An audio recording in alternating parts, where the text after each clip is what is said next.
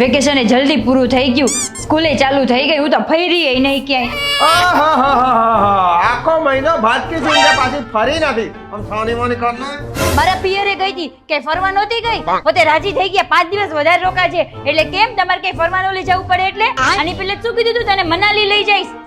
મનાલીની હમણાં કહું એ તું જ્યારે એમ કે પિયર મોકલું તો કે પિયર મોકલી અને ના મોકલો કે મને મારા પિયર આવું તો કરવું છે ને. મને એ નહીં ખબર પડે. આ છોકરાના સ્કૂલ ચાલુ થયા તો જે લાવા કરવાનું એ કરો અને છોકરાના ધ્યાન આલો થોડું. હા તો હવે તો એ જ કરશું ને. આ તો રસ્તો હતો ને કે 15 દિવસ પિયર રોકાય છે, 7 દિવસ આપણે મનાલી જાય છે, તારું બંને થઈ જાય. એક વેકેશન તો અમારું હોય, બાકી આખું વર્ષ તમારી છોકરાની જ સેવા કરવાની હોય. ઓહો, તમે જ કરો, અમે તો કઈ કરતા જ નથી ને. બધી છોકરાની સેવા તું કરે, ઘરનું અમે તો ખાલી અહીંયા બેસીને પગ ઉપર પગ ચડાવીને બેસી રહીએ નહીં.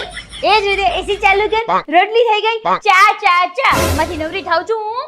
તો મારા જે કામ હોય એમાં હું તને કહું કે તું કરાવડાય, તો તારા જે કામ હોય તું કર.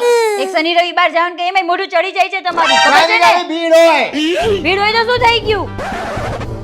લગન પેલા તો આમ કરીશ ને તેમ કરીશ ને, તું પિયર જ બરાબર હતી એટલે શાંતિ હતી મારે. ધ્યાન રાખજો, બોલવામાં જતી રહેશ તો કોઈ દિવસ પાછી નહીં આવું. ઇન્ડિયા શું હોય? શું બોલ્યા? કઈ નહીં, માતાજી શું 2 દિવસ એકલા રહ્યો તો ખરા ખબર પડે. આજ પછી બોલતા નહીં મને કઈ. ખરેખર જતી રહી. આ જા. ક્યાં? જાય ના જાય.